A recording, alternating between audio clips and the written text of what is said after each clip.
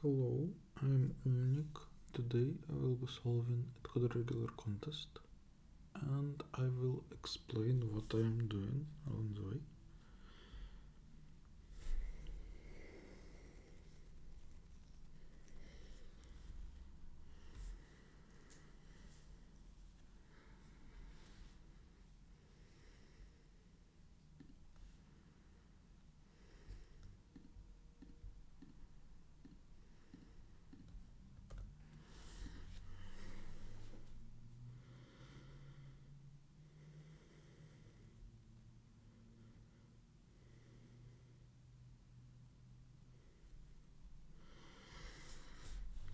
Okay, in problem A we have to construct a sequence. I guess we have to choose A positive and B negative integers. They should be all distinct. They should be not very big by absolute value, and their sum should be 0.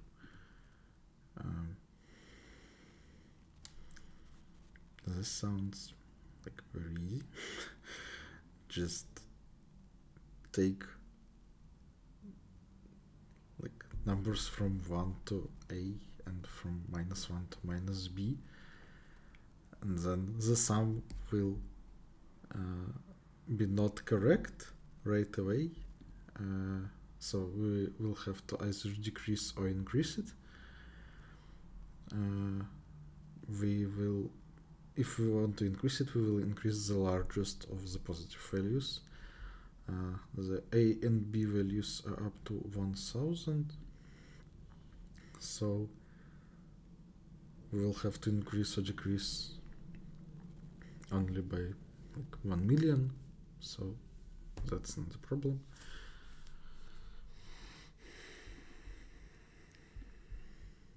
Well, it is a first problem, so what did I expect?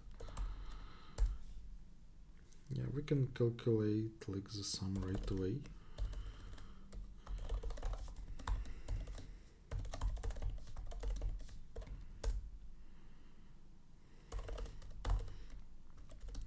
So the sum of positive will be A times A plus 1 divided by 2. And the sum of negative is the same with B.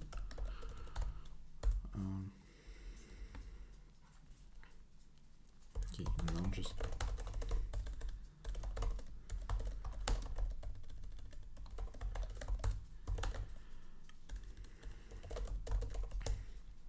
print A positive values, but if we are at the largest one and the sum is negative, then increase the value by the absolute value of the sum and then print it.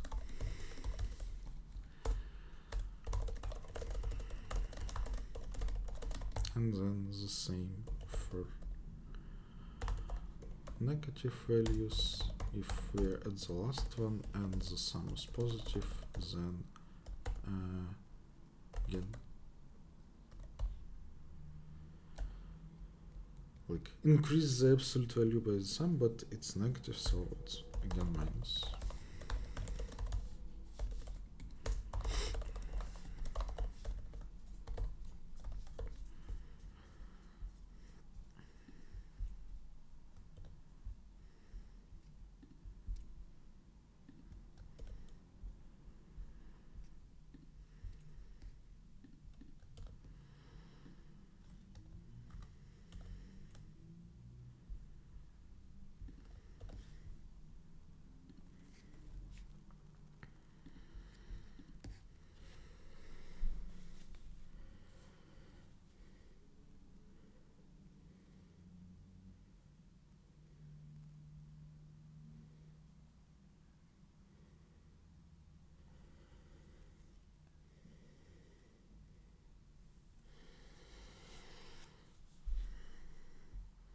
In problem B, we have an array of positive integers. The array is kind of big. We can choose some positive integer x, and then we will decrease all the values that are at least x by 1. we have to find the number of possible final arrays, modulo something. Okay. So if two buildings have the same height, or right, I didn't say that it were buildings. If two numbers are equal in the array, at some point they will be equal always. We either decrease both of them in one operation or we don't. So we actually will be just looking at the integers present in the array, and we can take like some higher part of those and decrease all of them by 1. So if we say like we have some integers, we can, for example, take this and decrease all of them by 1. What is actually happening when we do this is like this distance is decreased by 1 and nothing else happens. Like they're all going down, but if we're just looking at the distances between two consecutive different numbers, then we decrease it by 1. Okay, there is also like 0, because we can take all of them and decrease then this distance by 1. So we can like look at the distances between consecutive numbers in sorted order, and for each of the distance we can decrease by some value, but we cannot make it like negative. When it becomes 0, these two numbers became the same, and then they move together. So we can choose any distance between 0 and the initial one. So the solution will look like the following, I guess. Just add 0 to the initial array, sort it, and then look at the distances between two consecutive numbers and multiply the answer by that distance plus 1, because that's the amount of numbers between 0 inclusive and that number inclusive. It's okay that we are looking at the numbers that are equal, because we will just multiply by 1. That doesn't change the answer.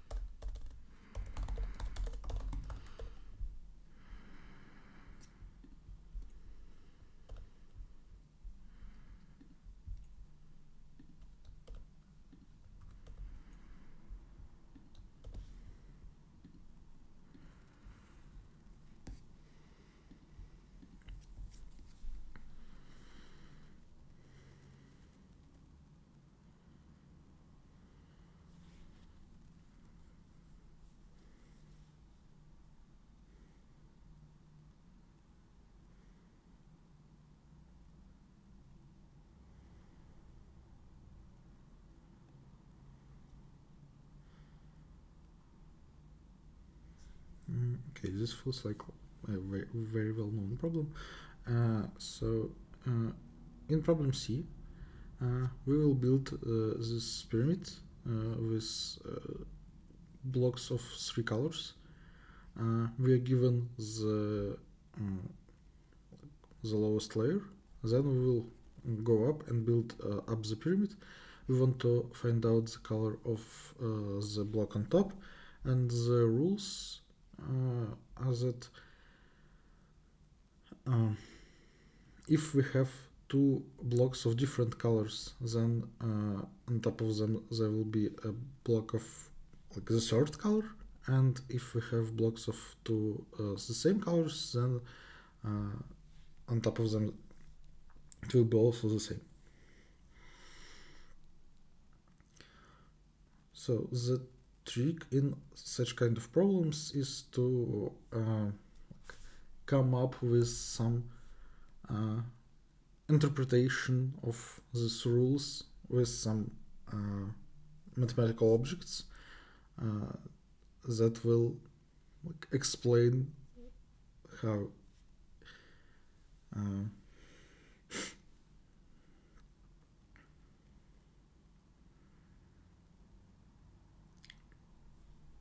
the rules by which the change is going on will make sense in this mathematical sense. Or maybe we should do something completely different. That can happen also.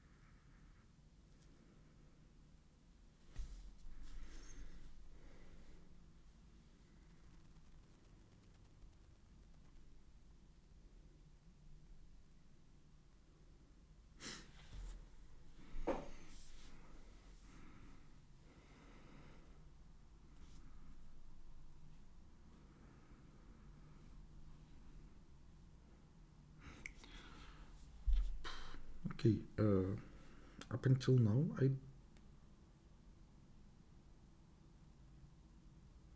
can't come up with a way so that operation makes sense.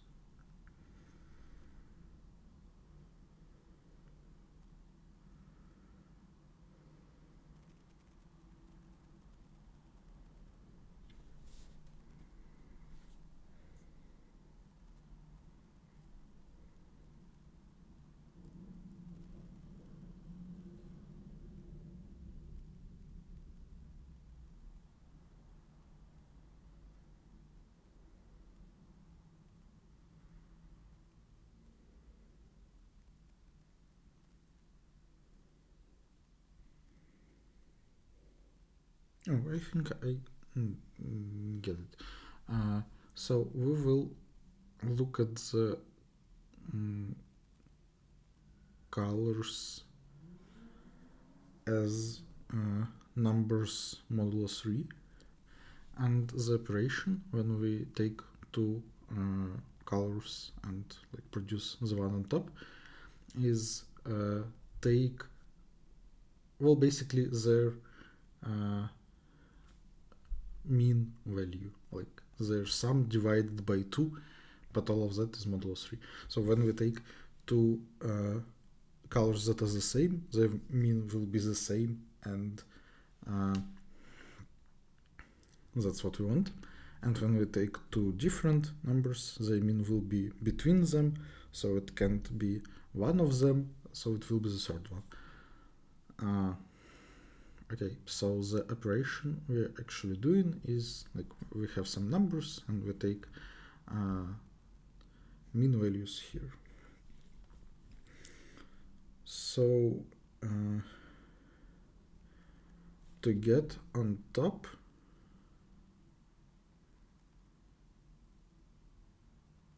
like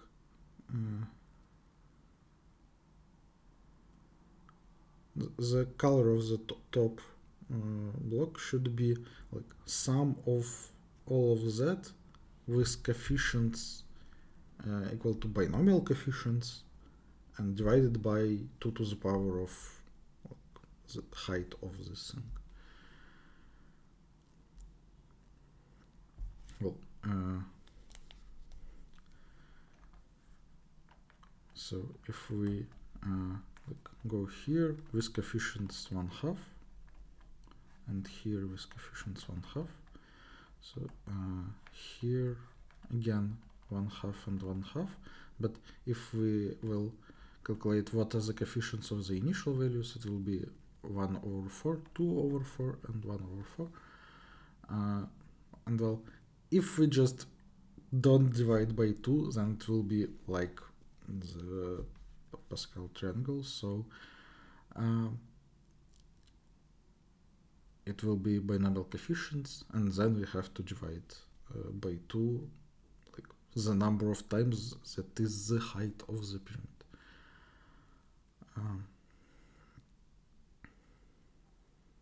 Okay, so now I have to just calculate the binomial coefficients, modulus 3. To do that, I will use Lucas' theorem, which says that if we have like n, we want to calculate binomial coefficients from n choose k modulo p, where p is prime, then it is equal to the product of binomial coefficients where like these things are the digits base p.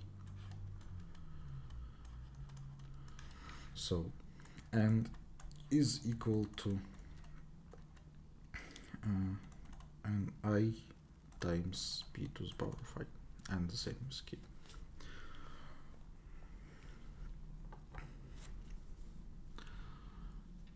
Yep.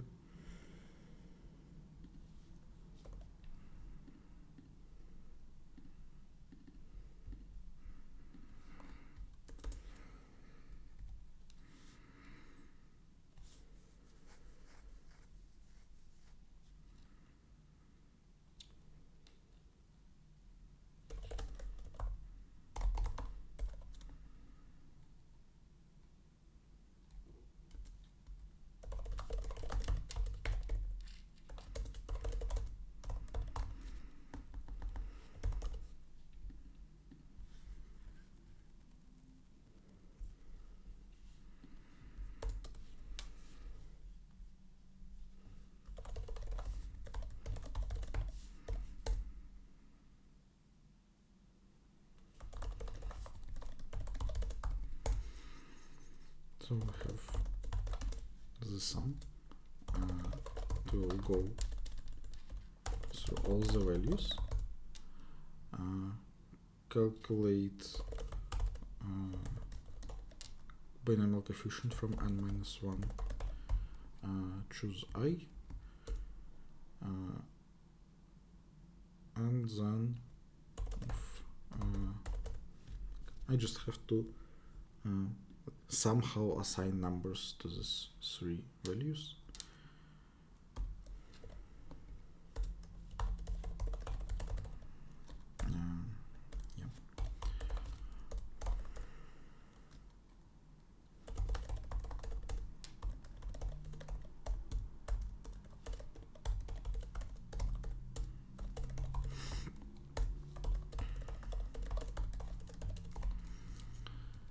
And then divide by 2 to the power of n-1. To do that, I will just run a loop, which I will divide it by 2 and minus 1 times.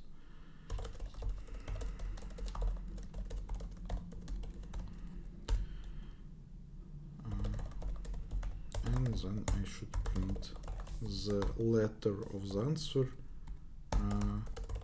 and like here and here should be the same mapping.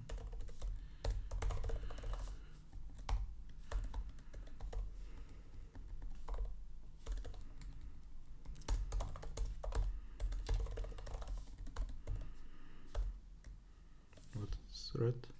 Right.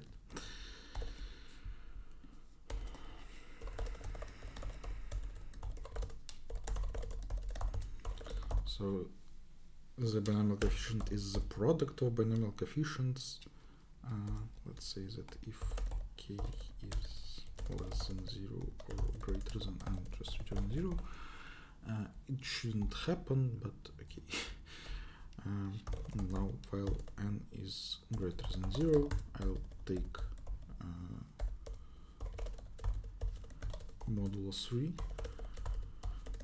divide both of them by 3, so these are the digits from lowest to the highest. And then I should multiply the answer by the binomial coefficient from x. Choose y. I should pre-calculate them.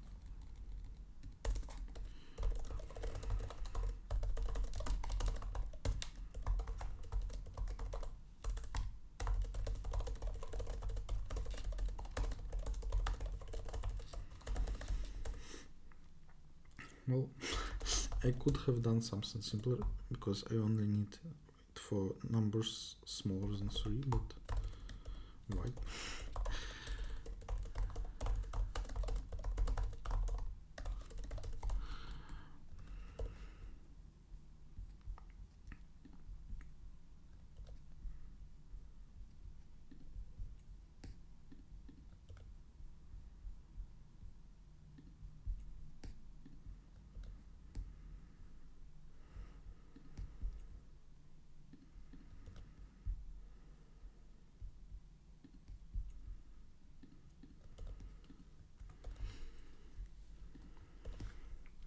It might be an overkill, but that is like the right way to solve such problems.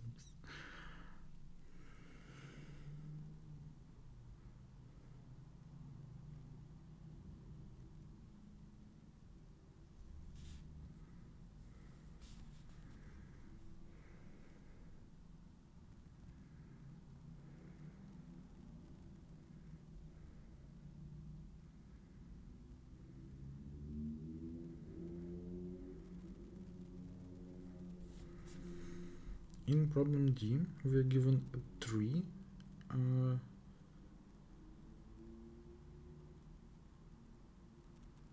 We have to write some numbers in vertices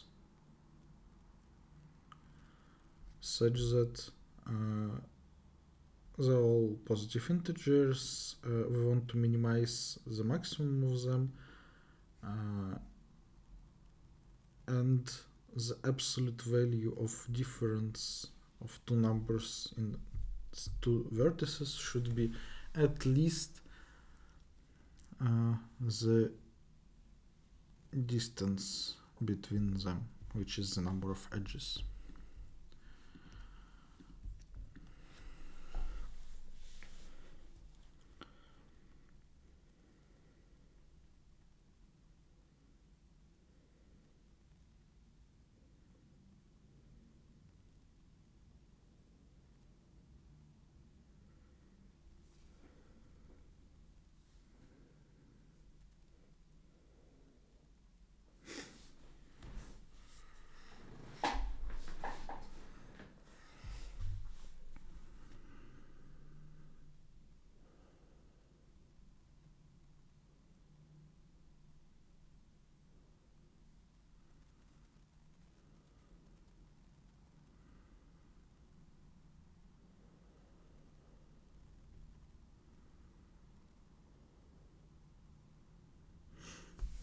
Okay,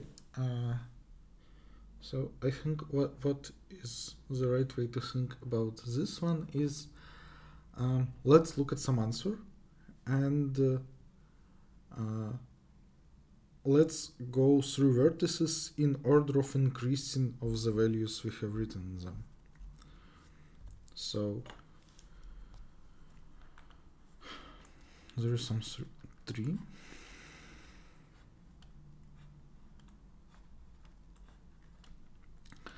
So let's say that we want to go through vertices in like some order, and in that order we will write down values which will increase. Like for any answer there is some such order, right? We can sort the vertices by the numbers we have written in them. So let's fix this order in the beginning. Then I don't know. Okay, in this vertex we want to place like the lowest number. We can place 1 here. Then in this vertex we should place some number, and it should be at least 3 because it should be greater than 1, or greater or equal, and their difference should be at least 2. So we can place 3 or something bigger here. And now I say that it's only important that 3 is written here. Why it's not important that 1 is written here? Let's say that like we will do something, and everything is good for this vertex but not for this one. So for example, for these 2 vertices, or I don't know, like let's choose something closer, or no, for this vertex, okay, the condition is wrong. So let's say that we have x here, then x minus 1 is smaller than 3, but we know that x is greater than 1, so it looks like this. But we know that for vertex 2 everything is good, so well, how do I show that for these 2 vertices everything is good also? Well, I can instead of this path, like the values should be at least the distance between these 2 vertices. Instead of distance, I can write something bigger and show that the inequality still holds. And something bigger would be the distance from vertex 1 to vertex 2, and then from vertex 2 to vertex 5 in this case. The distance from 1 to 5 is not bigger than the distance from 1 to 2 plus the distance from 2 to 5. That's triangle inequality. And we know that this is fine and this is also fine, so from 1 to 5 will be also fine, so this can't happen. So actually we have to choose the order of vertices such that sum of distances in this order is minimized. That is a well-known problem. Instead of like for fixed order, how can we calculate the sum of distances? We can mark, leave a mark on an edge when we are going from this vertex to this one and so on. Like in this case, the answer will be like we make 2 marks here, then we go here, then we go from 3 to 4, so here, from 4 to 5, here, from 5 to 6, here, and from 6 to 7 here. This is way not optimal, and like the answer is the number of marks, because that's the number of edges we have traversed. It is well known that like there is a way to order the vertices such that we will traverse each edge not more than twice. obviously we have to traverse each edge at least once. And well, if we close the loop, like we have traversed all the vertices once, if we will return to the initial vertex, then we will have traversed each edge at least twice, like once in one direction and the other time in the other direction. So the answer cannot be smaller than 2 times n minus 1, that's the number of edges, minus the distance between the first and the last vertices, so at least 1n. And we can actually achieve that for any 2 vertices, or right, not for any 2 vertices, but we can achieve that for what? I guess like the last one should be a leaf. But basically we want this to be as much as big as possible because we want to minimize that. So this we want to be a diameter, so 1 and n should be the ends of a diameter, and the way to achieve that is basically do a DFS traversal, or like any traversal of a tree. That way we will not traverse any edge in one direction more than once. And we will choose the order such that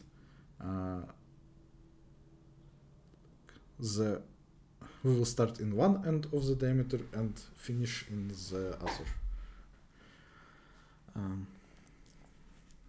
Okay.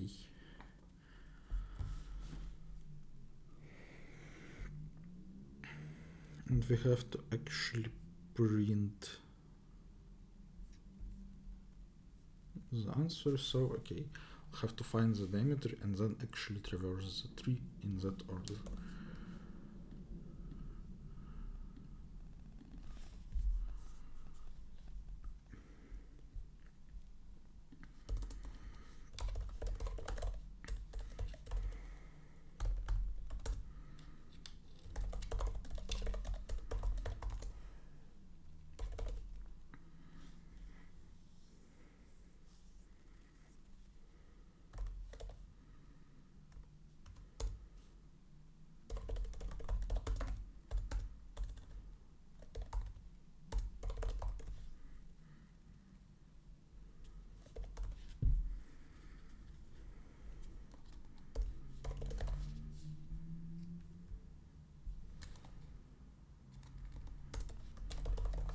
So to find the diameter, there is a well-known smart algorithm that like runs BFS from some vertex, finds the most distant vertex, and then that will be the one end of the diameter, and then we run one more BFS from that vertex to find the other end of the diameter.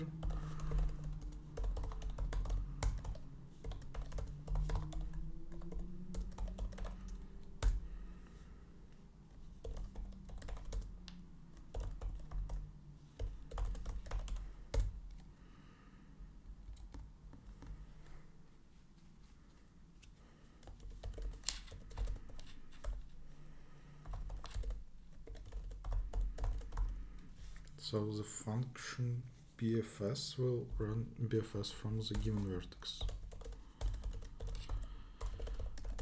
And it will calculate distance, the parent for each vertex in the BFS tree. And it will like populate the queue. So to find the most distant vertex, we each time like choose the last vertex in the queue, because in queue they're in order of distance.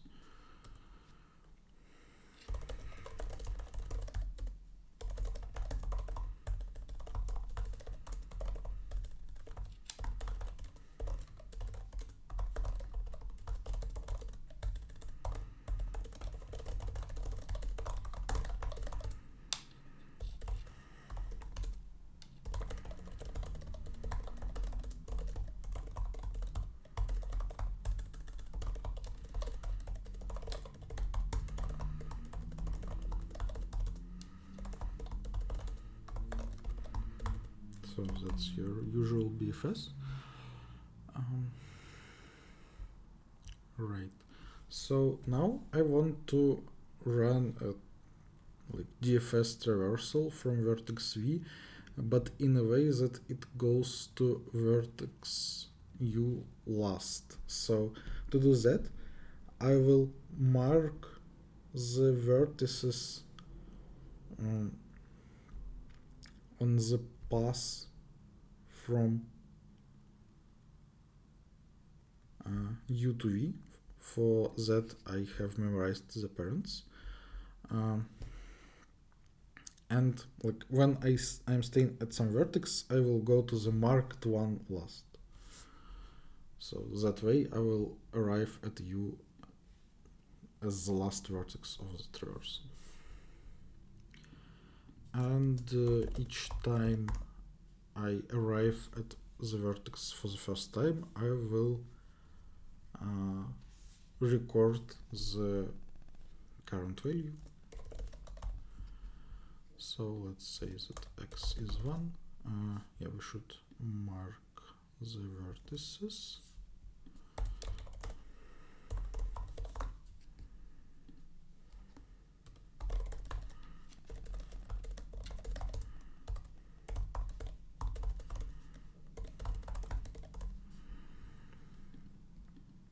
And now run DFS from vertex V, parent -1.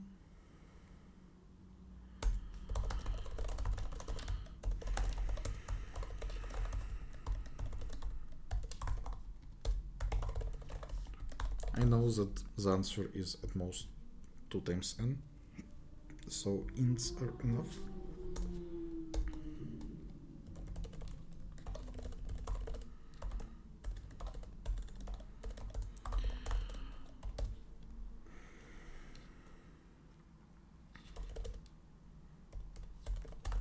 So if I will, now I will traverse the list of my neighbors, I will ignore the parent one, and if I will encounter a marked vertex, I will also ignore it, but put it here to go there in the last place.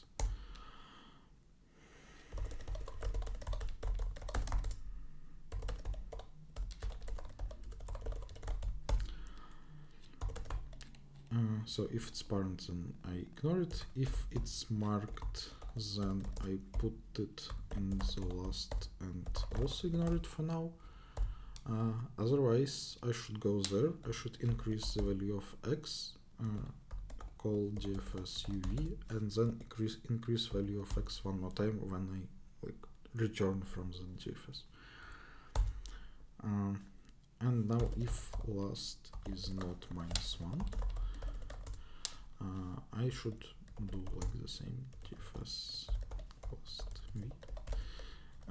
Let's do x++, but it shouldn't matter. I won't use this anymore because I'm returning from the last vertex to the root. That's it.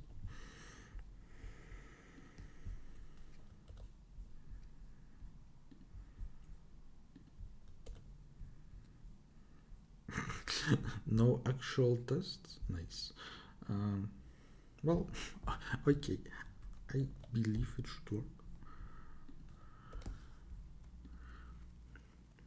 It's weird, Coder usually provides good samples. Why didn't they do it this time? Because it will spoil the answer, I guess. That numbers are small each time. Okay.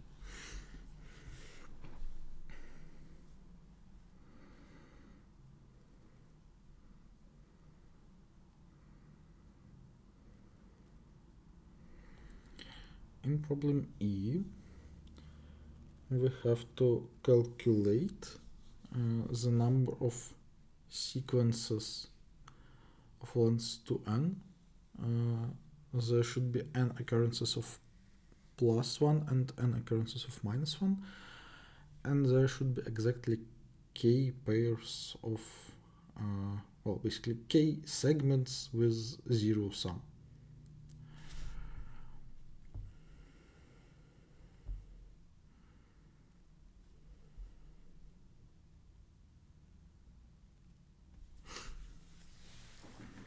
my first instinct is to like draw this on plane, like basically draw prefix sums. So here will be prefix sum,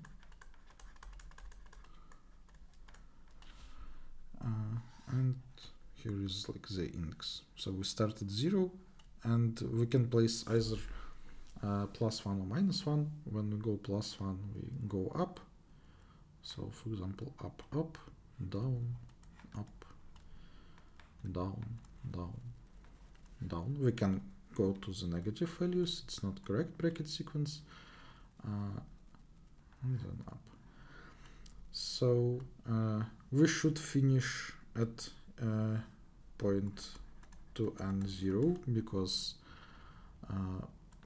we should have n pluses and n minuses, and the number of segments with 0 value is like for each balance, calculate the number of points with that balance, so it will be 2, 3, 3, 1 here, and any 2 points with the same balance will generate segment with 0 sum, so the number of segments is choose this number 1 and sum up over all of this, choose 2, I mean, so it's 1, 3, 3, 0 here, and the total is 7.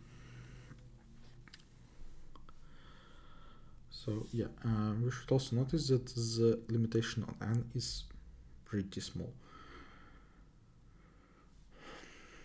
It's not like small, because like the length is 2n, so we can't do like some kind of meet in the middle, or maybe we can, but it doesn't look like it, because like the length of 1/2 will be still like 30, and we cannot do 2 to the power of 30.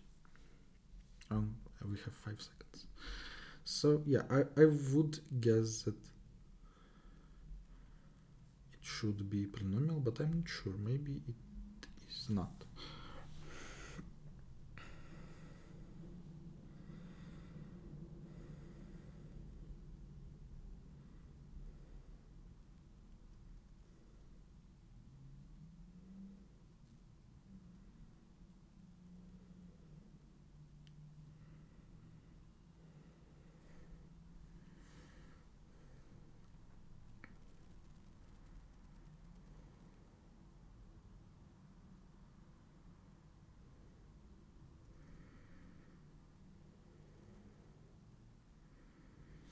So like why I wanted to do that, because like the answer only depends on these values. We can try to like fix these values. I don't know, like just the array of values, why not? And then like try to calculate the number of sequences with this count of values.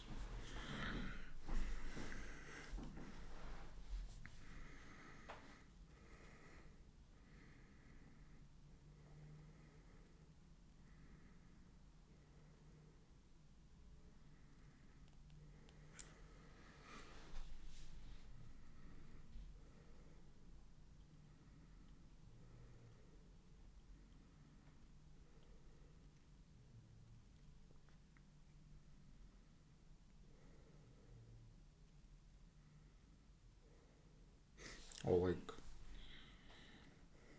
this array can be the state of DP. That can't be right. Like there is smaller amount of them than the amount of sequences, obviously, but is it enough?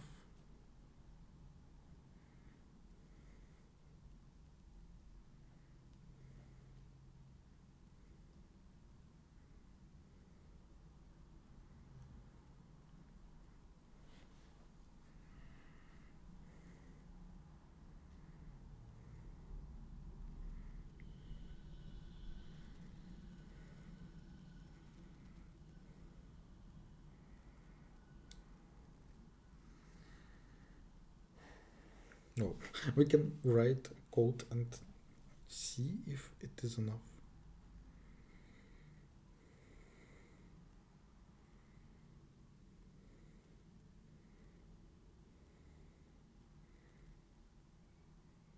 But like I don't believe that it is.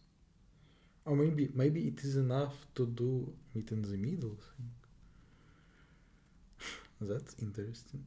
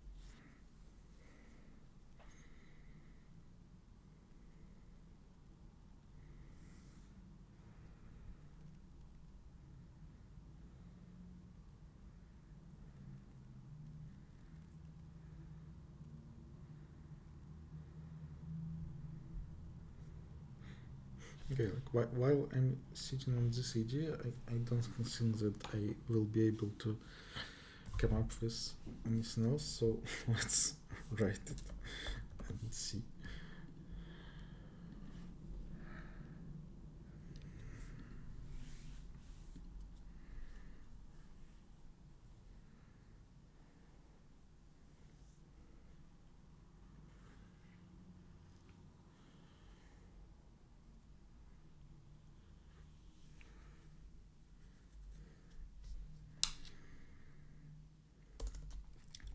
Okay, let's write the most stupid implementation and see if it has at least some potential. So we will start just a vector of values and the current position,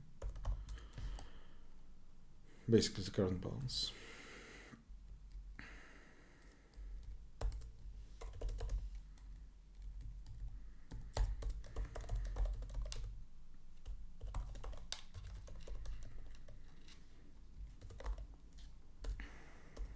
What do we need from it? We need the less operator because I want to put them in map.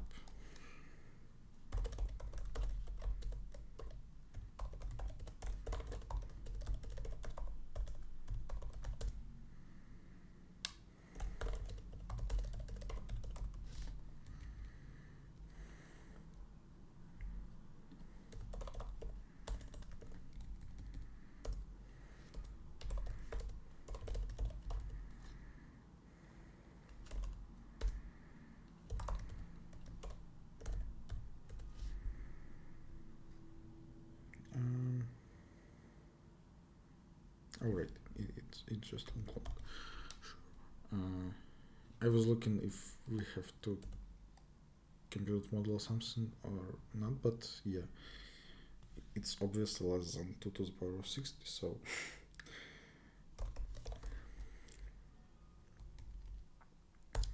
okay.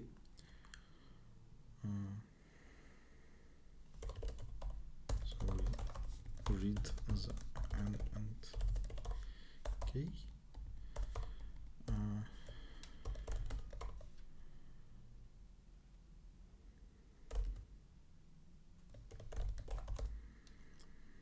So the values should be of size like 2 times n plus 1.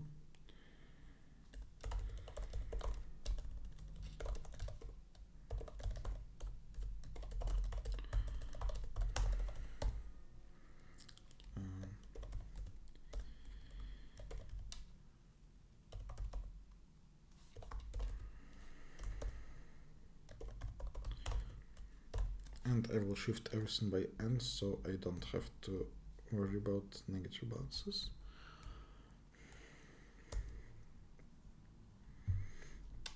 And let's just try and so yeah, dp of 0 I is 1.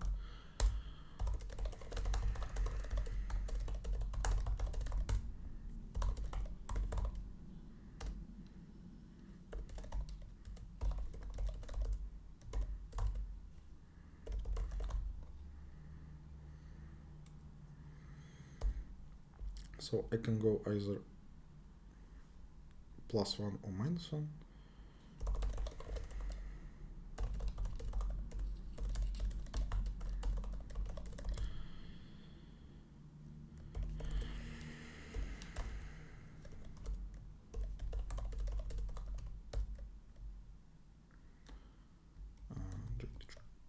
Dot pos. Right.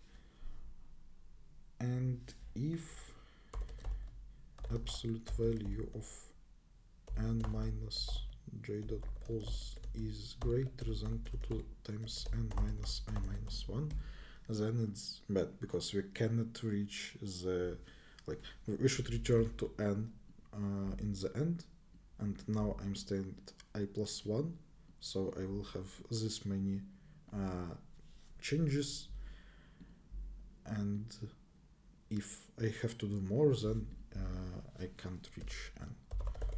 So I won't do that. Otherwise, I change value at pos do plus, and add the dp here, increase it by the dp that I had, which is t dot second.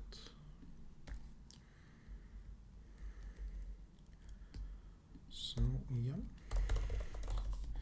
let's print how many states we have here.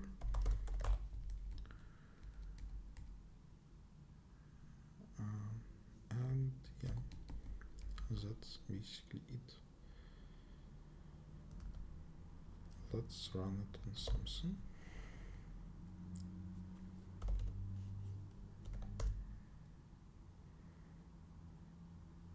I don't print I here. And yeah, it's pretty slow even on very small n.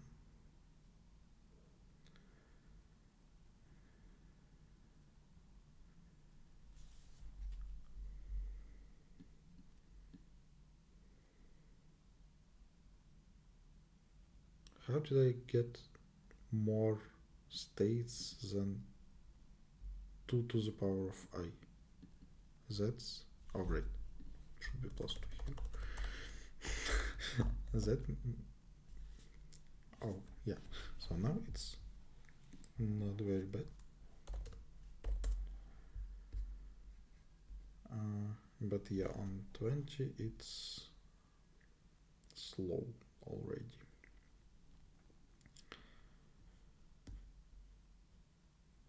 And it's not much better than 2 to the power of I. Well, it did shave something off. 6 millions here already. And let's run it in 13 just for the lulz. So yeah, I can't even reach the middle value in reasonable time.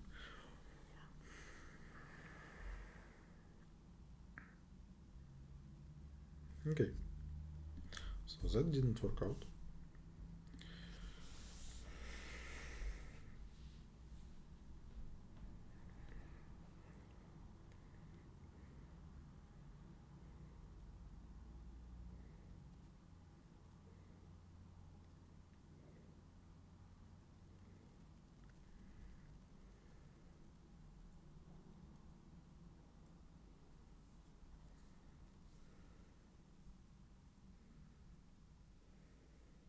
And well, the idea of trying all this arrays also is bad, because we would we did find out that their number is too big to try all of them.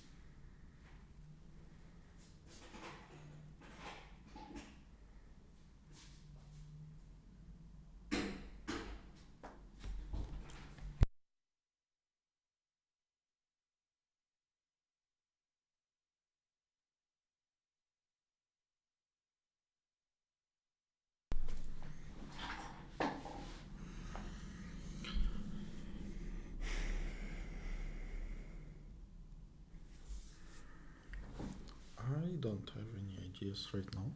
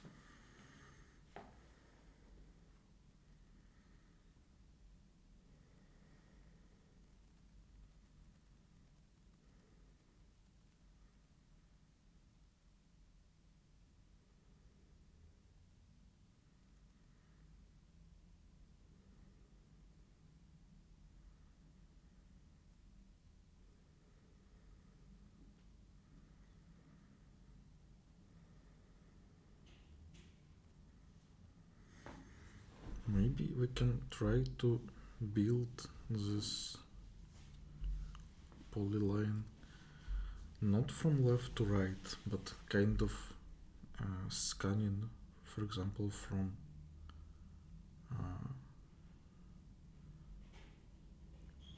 by y coordinate.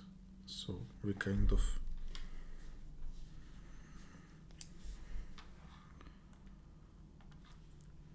start by saying that the lowest balance we will have is -1, and we will have it in one point here. So after that, if we know that this was the lowest and it is here, then we understand that to the left and to the right should be balance one bigger. So we have this segment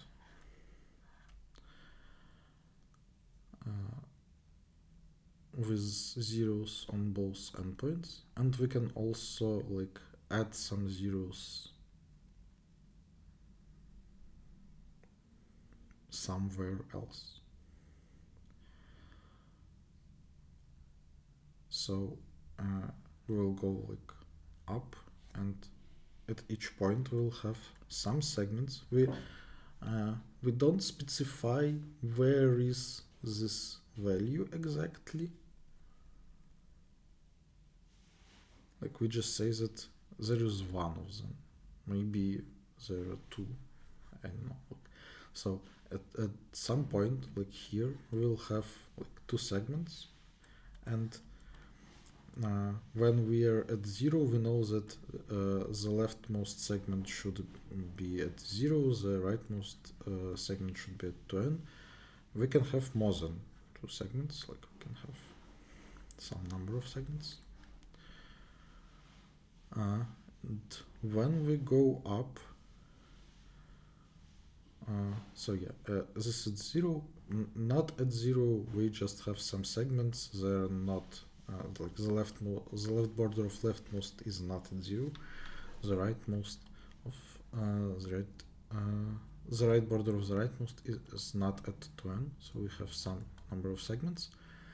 When we go one up, we know that we have already looked at all the numbers at all over, and on borders of these segments we know that there are like current number, so we have to add the next number here and here and here and here and here and here, but like this can be the same one, so we can like when we do a transition, we can choose how many times we will merge the 2 segments. So if we had like S segments, if we don't merge anything, we will get like 2S numbers here. So if we do like M merges, and M should be, well, I guess at most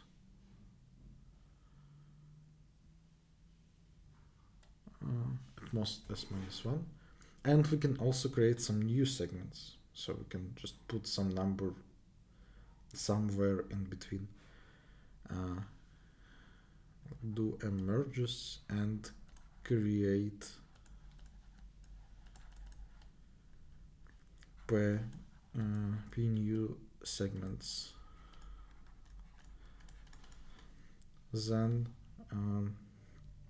the number of these values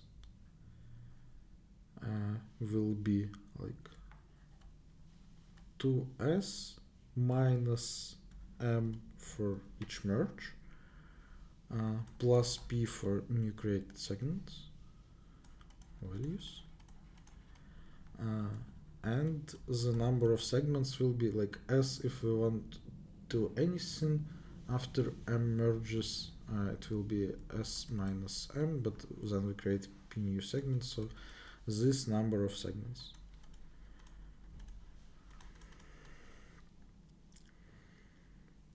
Right.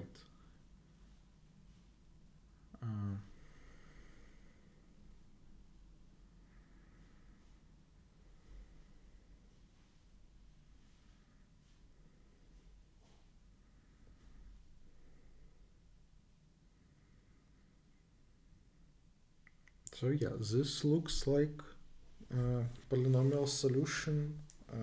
Like it has some rough patches, but like we can try to at least estimate complexity. Like the DP should store what? Yeah, it should store a lot of information. We should store like balance, number of segments, number of like positions that we already used,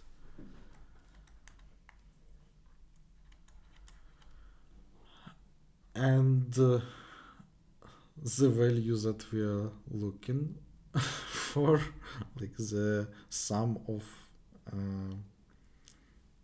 choose this number too. So like segments of zeros with zero sum segment, So that's like n squared.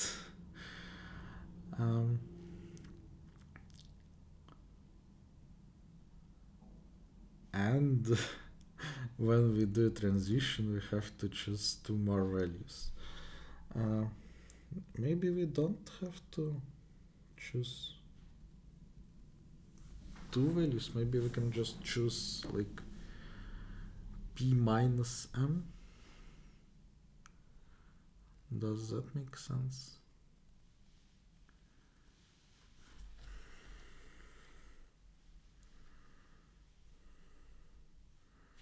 Like both of this only depends on p minus m. So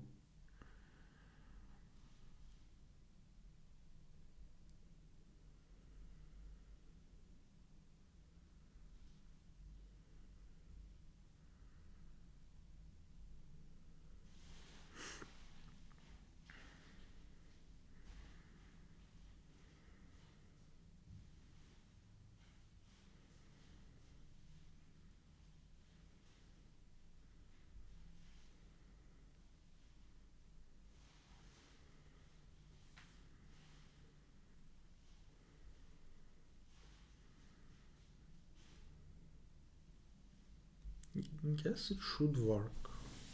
Like we can somehow pre-calculate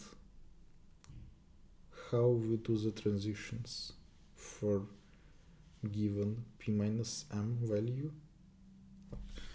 The transition depends on s, m and p, but we can try them, but then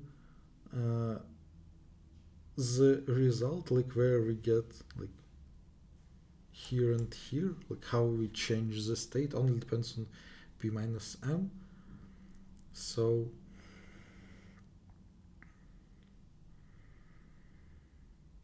we'll store it there. We'll do that once. Like we don't have to know this or this at that point.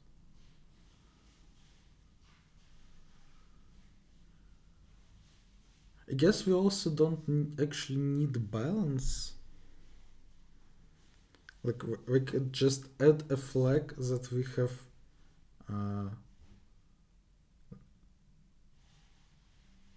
had we worked with zero balance. The transition does not depend on balance. So we don't have to store it. We'll just add a flag. Did we work with zero?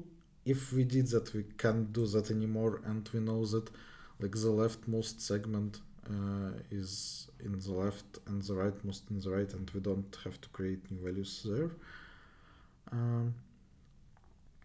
And if we didn't, then we can either do the usual transition like below zero, or we can do the zero transition and then do that. So this looks like n to the fifth right now, and like n to the sixth should be also fine, because well, I'm not sure. It's not very much divided by anything, like it is actually multiplied by something. Like this is actually up to 2n plus 1. The number of segments. Yes, the number of segments is up to n, maybe n plus 1. Yeah, maybe n plus 1. And this is up to 2n squared, I think. Oh, right, it's divided by 2, so it's not. But yeah, this looks like n to the fifth now. So that should work, actually. Yeah. Okay, so once more. We will do dp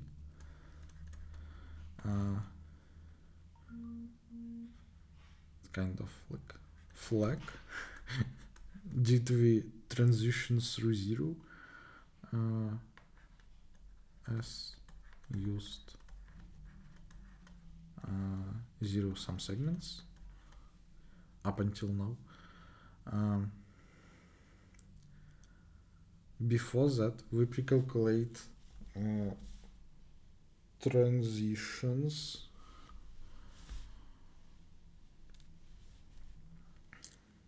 so transitions is the thing that depends on S and like P minus M plus S, I guess, just to not care about negative values, because M is up to S minus 1 actually.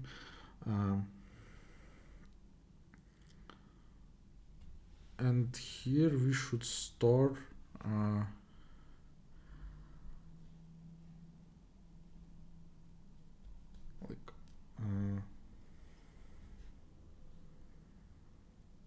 well, I guess just how much of them we can do.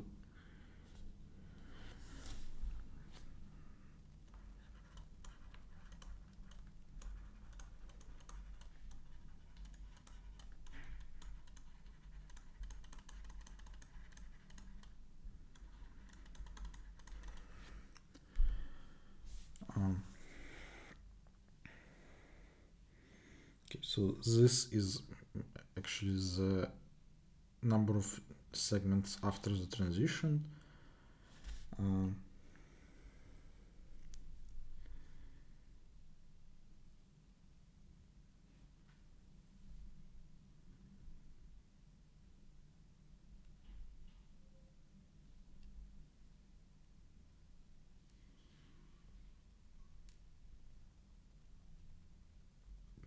Plus S will be how much of this particular value we have used.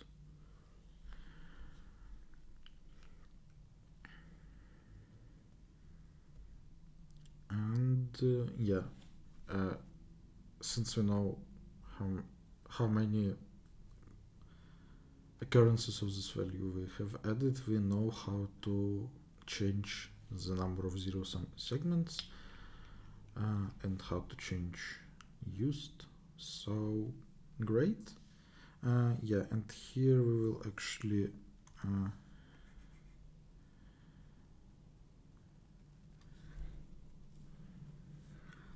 like this, I guess we have to calculate like 3 different things, like the transitions below 0, the transition of 0 balance, and the transitions after 0. This is calculated by trying all the values of M and P, and like when I have fixed how many merges I want to do, I have to choose where I do them, like S minus 1 positions, I choose choose S minus 1 M, do the merges, and then I have S minus M segments.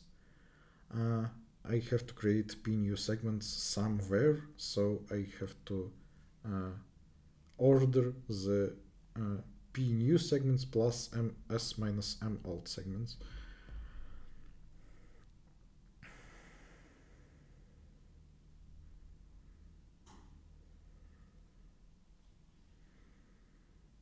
Yeah.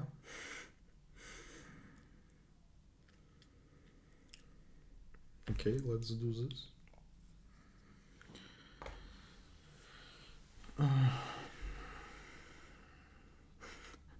Should we read F, because we will not have time to solve it surely. So just to get a sense what this problem is about.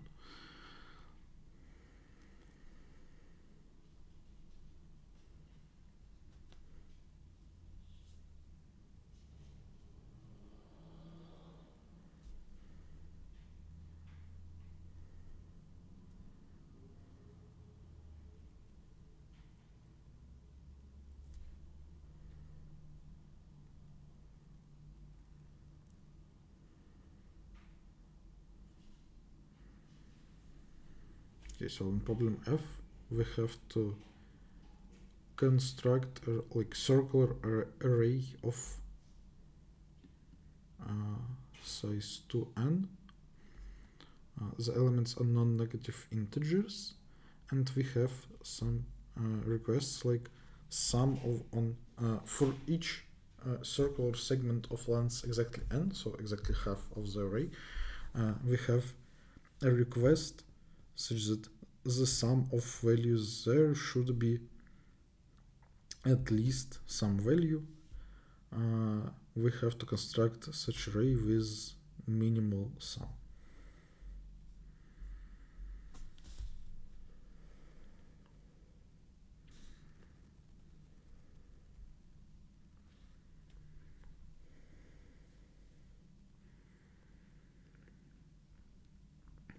So this sounds like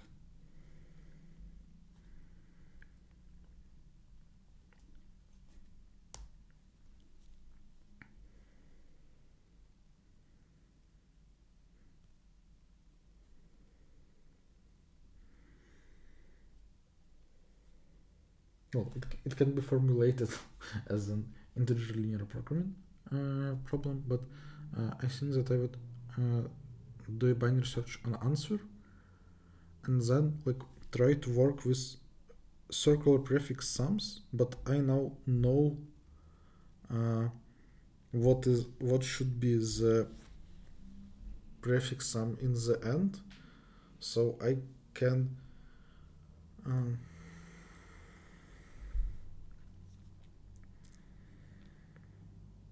write all the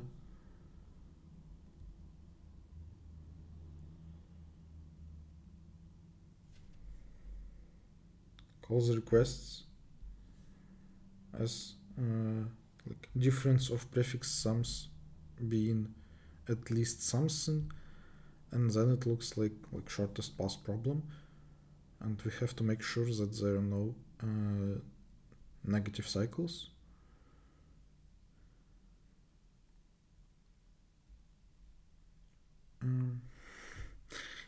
Yeah, but let's focus on problem E for now, and I think that will be enough till the end of the contest.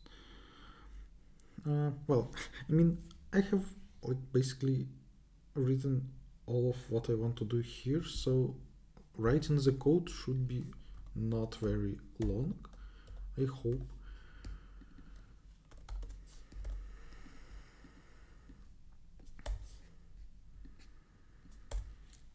Okay, so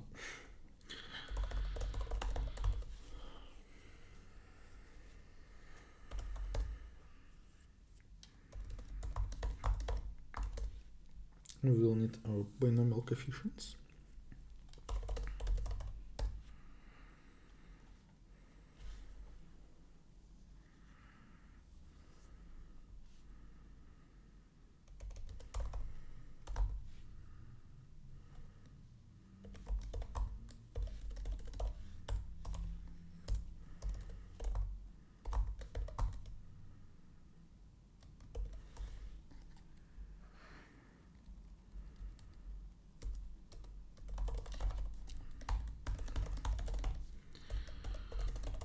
So first thing is to pre-calculate binomial coefficients.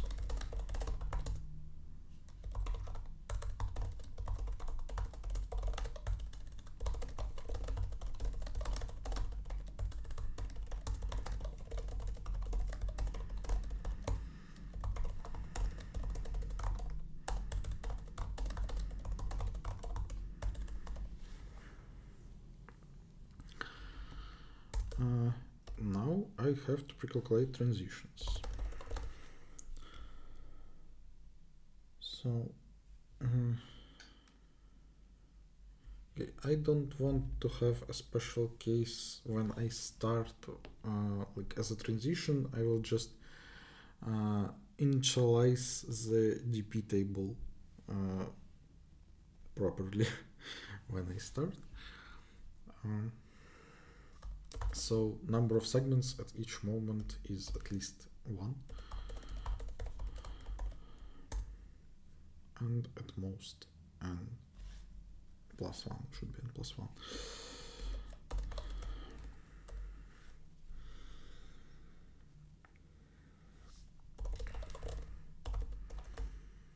This is the number of segments we'll merge, it is at most s, and the number of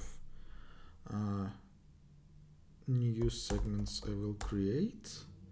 The number of segments after that is ms minus m plus p, and it should be at most n plus 1.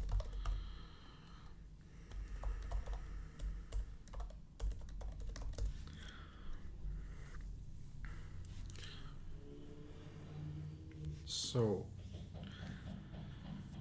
when I make the transitions before 0, s minus p, s minus m plus p,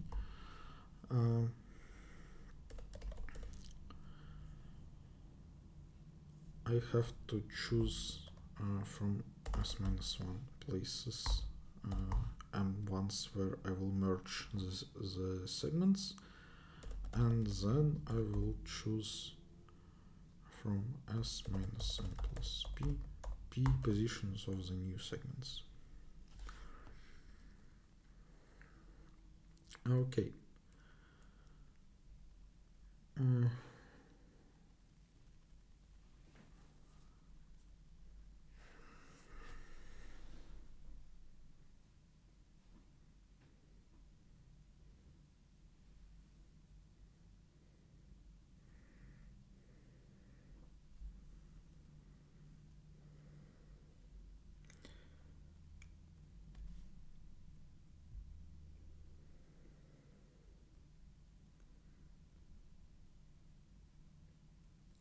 Right, I don't have to make additional transition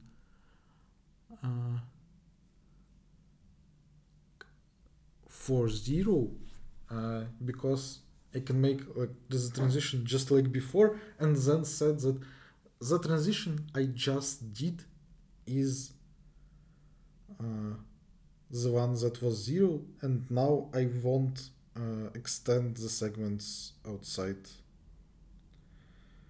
like the left one to the left and the right one to the right, so I just have to make different transitions before and after. And the difference is that after, well, I can make a transition only if I have at least 2 segments.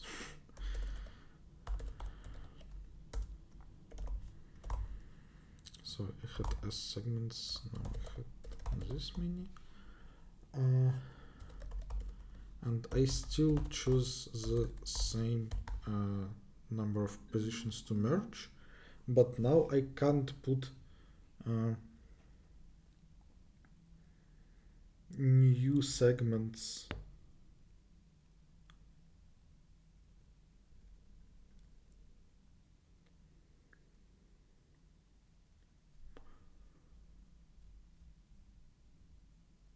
to the left, or to the left of the leftmost alt and to the right of the rightmost alt. So I actually have to add there, like either I don't put any new segments at all, or I leave at least like the leftmost and the rightmost of alt, so this should be at least 2. And here I multiply, but only if p is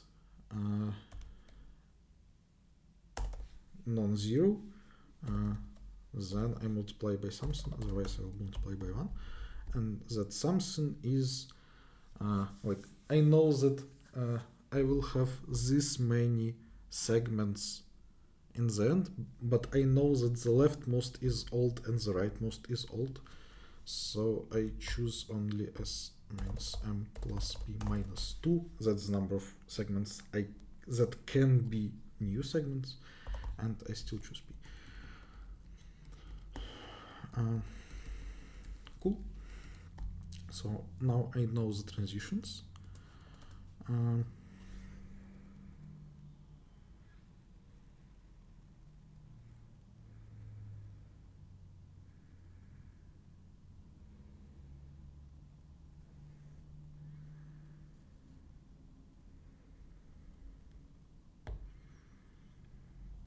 Okay, right, so let's initialize the DP, like how many new segments I will create when I first do it. So it's at least one, at most n+1.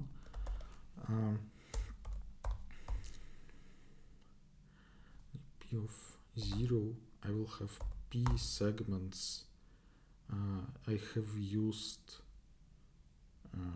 p positions, and the number of segments is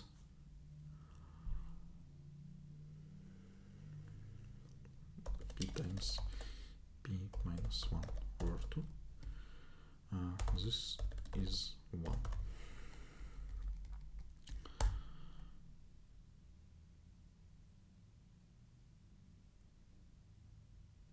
What now? I guess I should iterate in order of like used positions, because it will only increase. So let's do that. It is up to 2 times n. Well, it's up to 2 times n+1, but that's the state which is the end one. So I will not make transitions from there. The current number of segments is from 1 to n+1.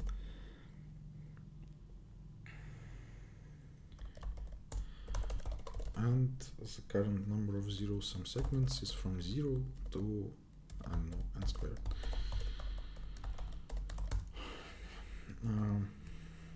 Okay, so the first transition I can do is to state that the last transition I did was actually the zero balance transition, so I can say that I have now flag as 1. That is SU is SS plus equal the same but from 0 flag. And now I can do transitions from 0 flag or from 1.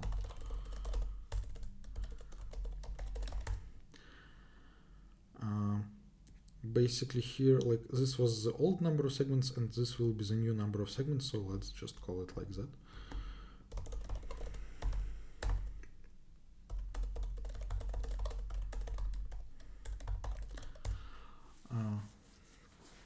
So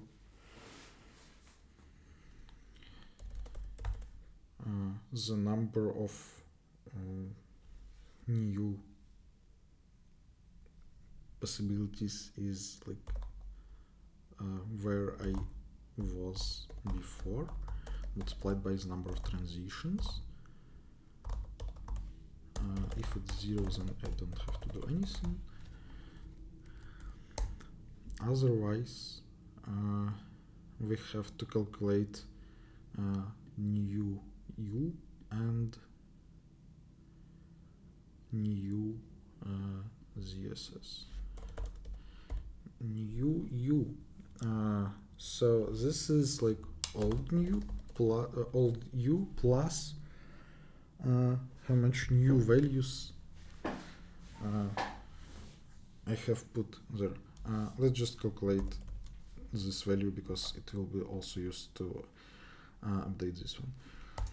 So the number of recurrences is like each of the old segments. Well, it was written somewhere here, like, so this is new s, so it should be like s plus ns, but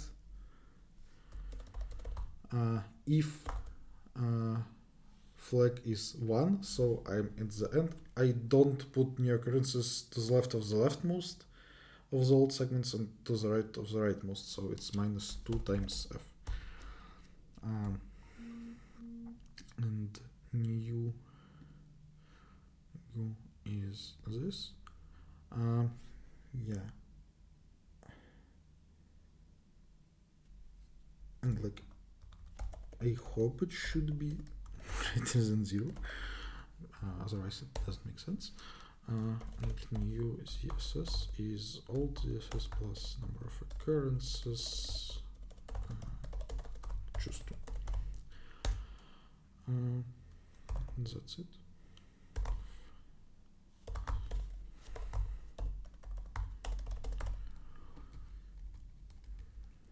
And the answer I have to print is I have transitioned 0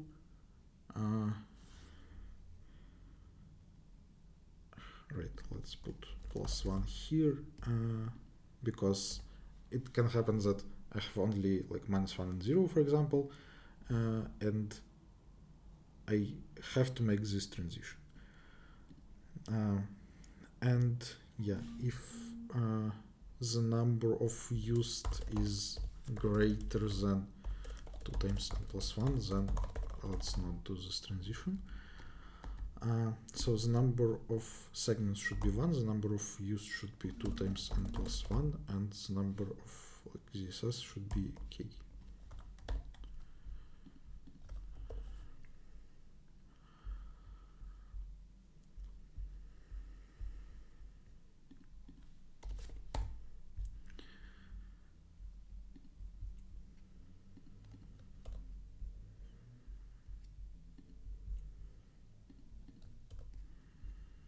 I think that it works.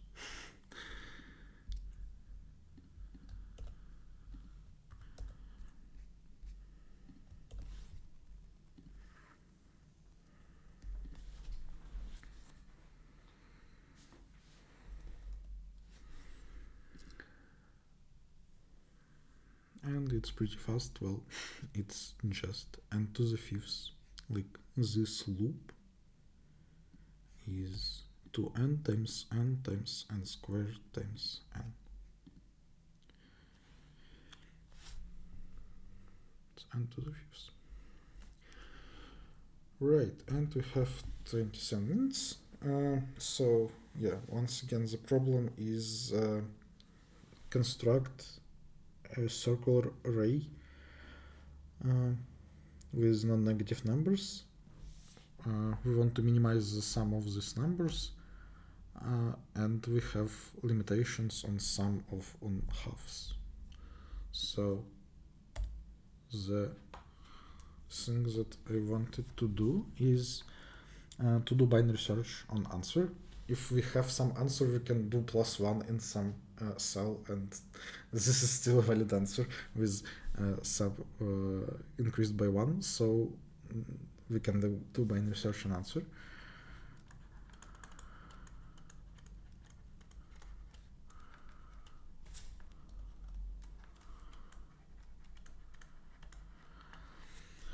So now like I want to calculate, basically I want to choose the array of prefix sums.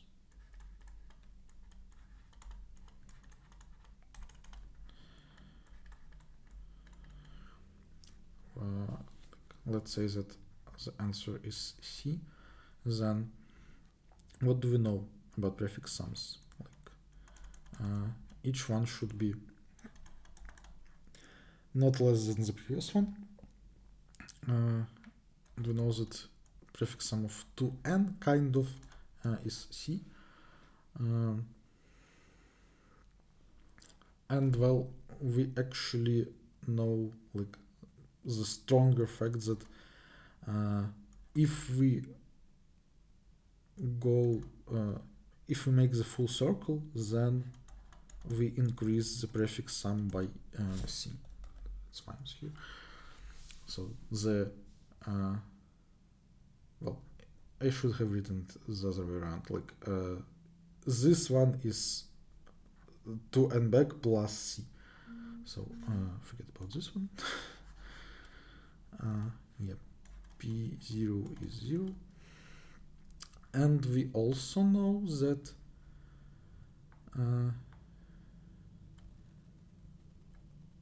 like if we have pi plus n minus pi, then it should be at least some limitation that is given in input and I think it's like this. So when we have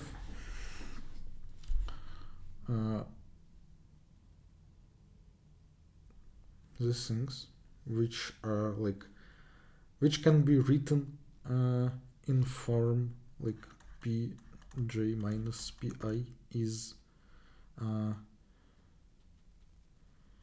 at least something, but I want to do it in other way around, like at most something. Let's call it eij, and we can write all of that except for this one. Like this one is like pi minus pi plus 1 is at most 0.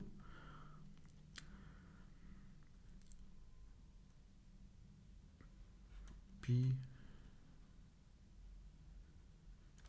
minus pi plus 2n is at most minus c.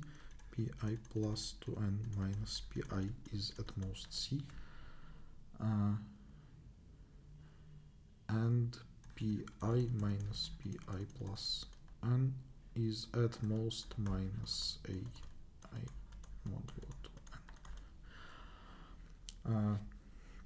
So when we can write all the limitation in this way, then it's actually a shortest path problem. Like when we have this thing, it means that like let's see pi as the distance to point I from 0. Then what this means is the distance to j is not greater, we can rewrite it like this. The distance to j is not greater than the distance to I plus some constant. Okay, let's draw an edge from I to j with weight of this constant, and this will hold. So we want to find distances from 0 in this graph, and well, if we can do that, then the distances we will find will be the correct solution. And we can do this if and only if there are no negative cycles in our graph. So what is our graph exactly?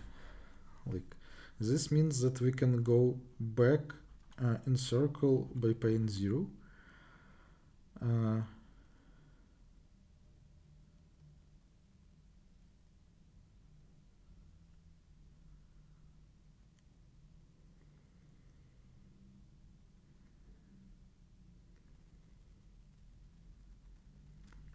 This means that we can go like n back by pi in this much. Okay, let's reverse all the edges. If we had negative cycle there, it will be still a negative cycle. So we can go forward pi in 0. We can go n forward pi in this value, and we can go like full circle backwards by pi minus c, I think.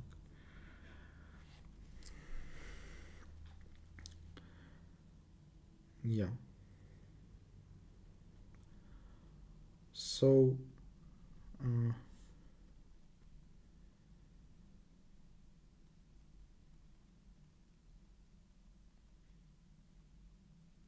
what we should check is, like, let's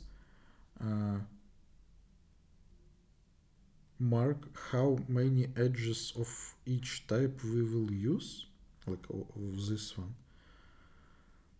Then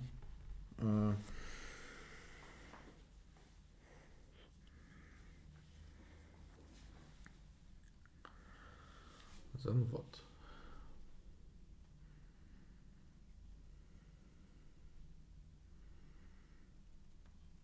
then we have to go through all of them by making as little full circles as possible, and then we want to finish full circle. We can also like move one to the right for free.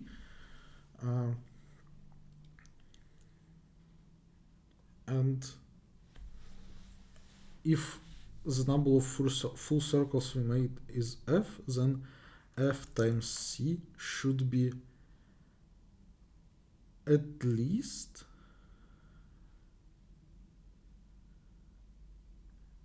the sum of all the a's, like with coefficients we did, right?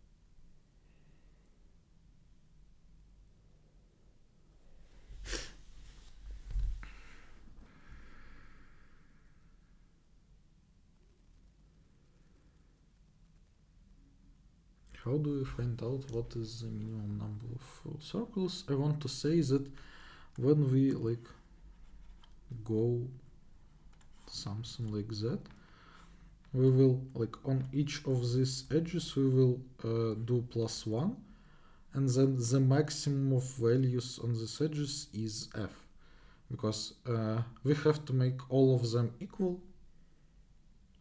because we are going like full circles. And we can also like by going just for free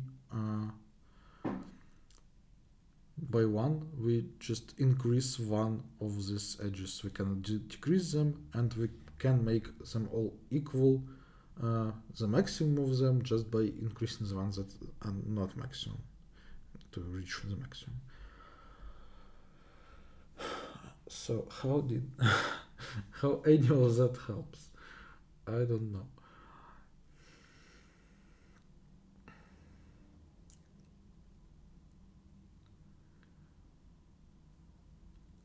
Yeah, in some way we calculate the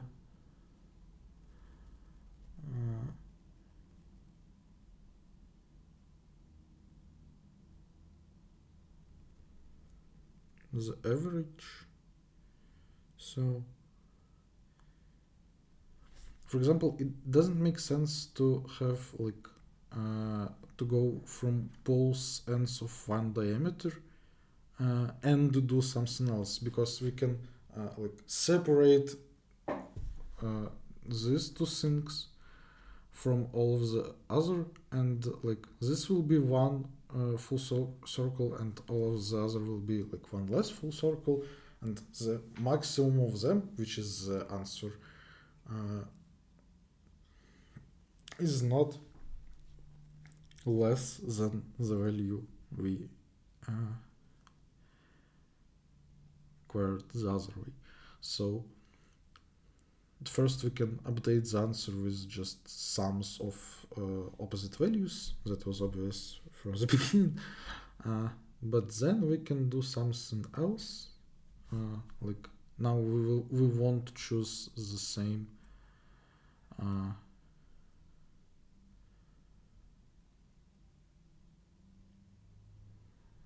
the ends of the same diameter.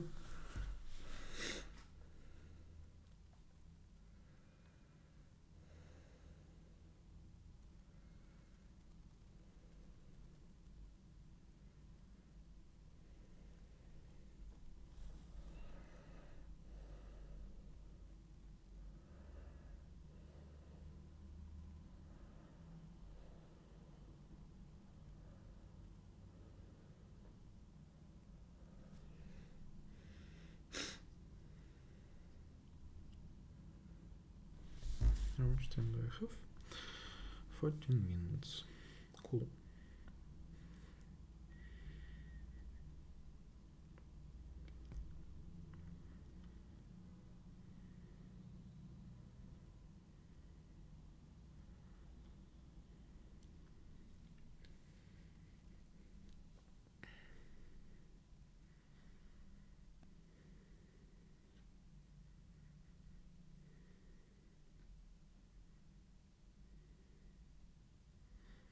What if we fix f and try to do something with that? Like if we fix f, then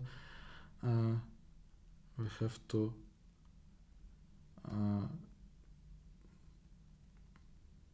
choose coefficients non-negative such that on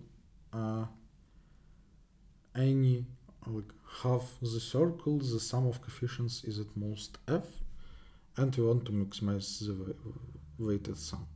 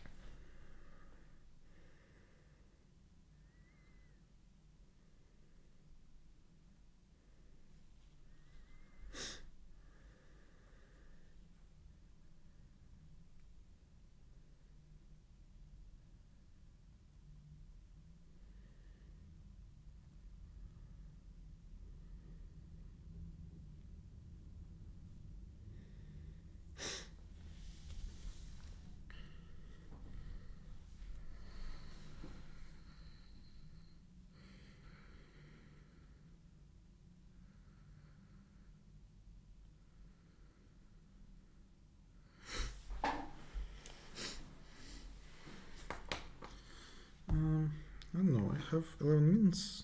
I can try to just write some shit and see if it for some reason works.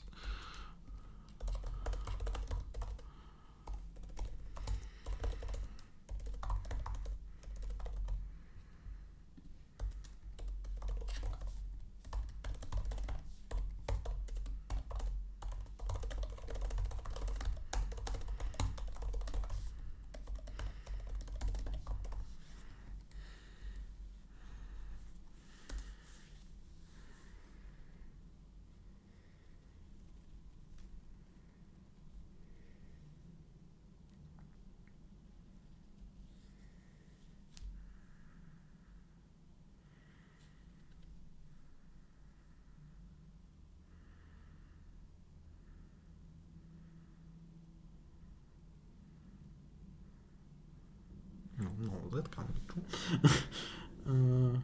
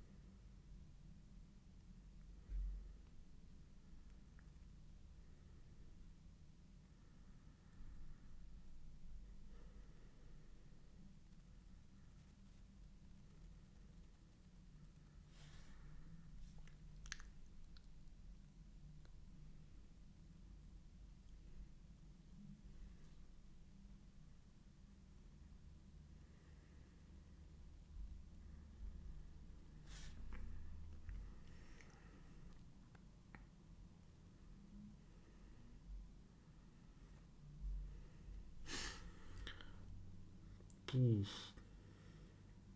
do I get this answer here? um,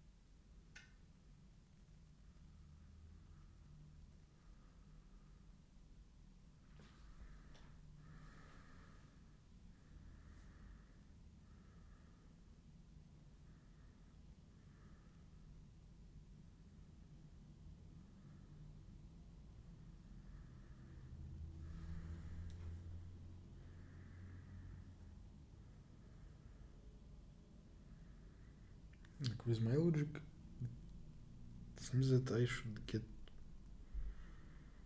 8 plus 6 plus 9 over 2 here.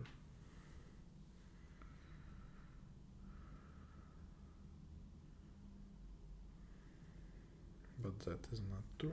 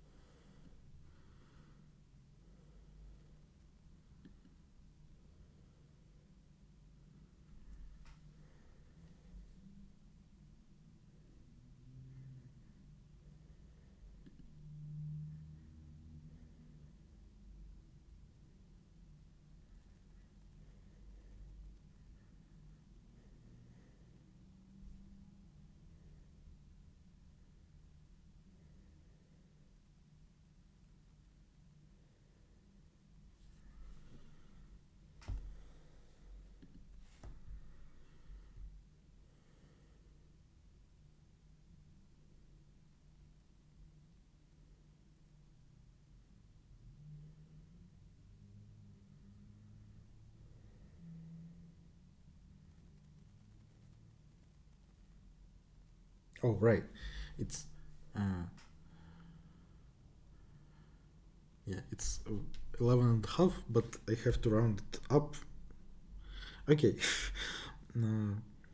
So that works, but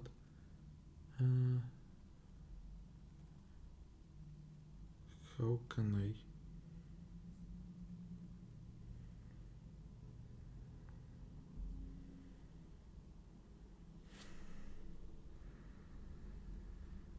apply the same logic? I don't know.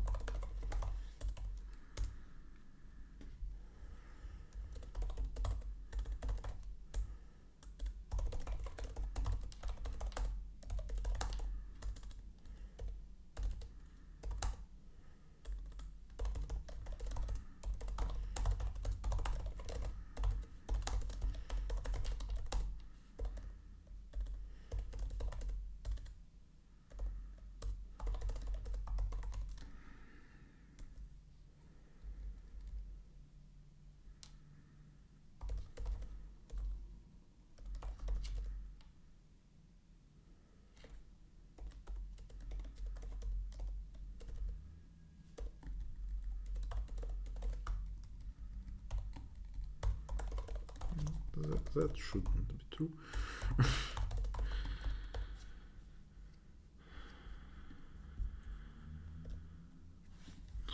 Come on.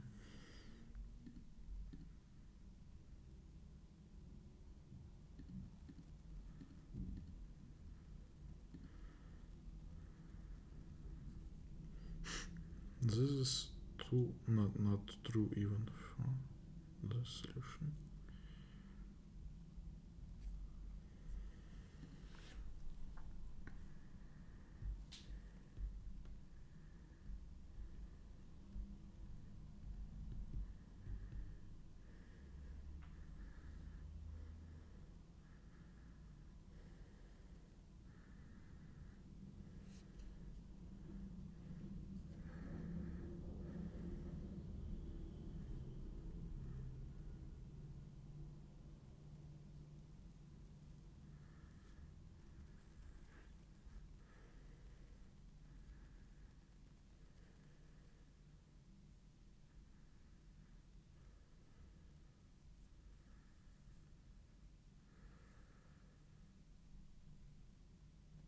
How did I get that number?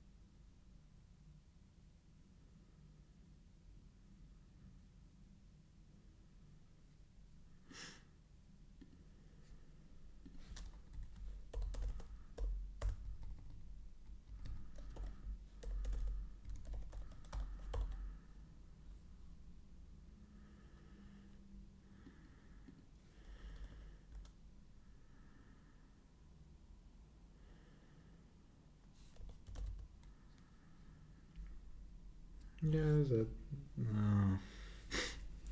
can't even write the wrong solution.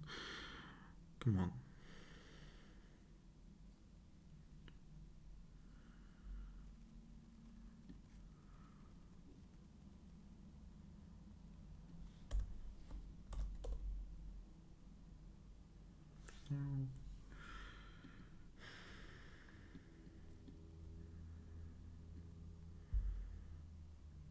I don't know.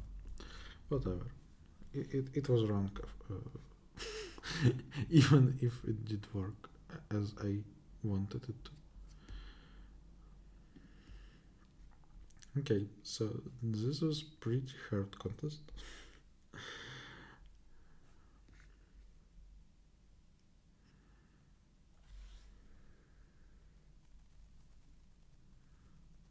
Thanks for watching. Bye.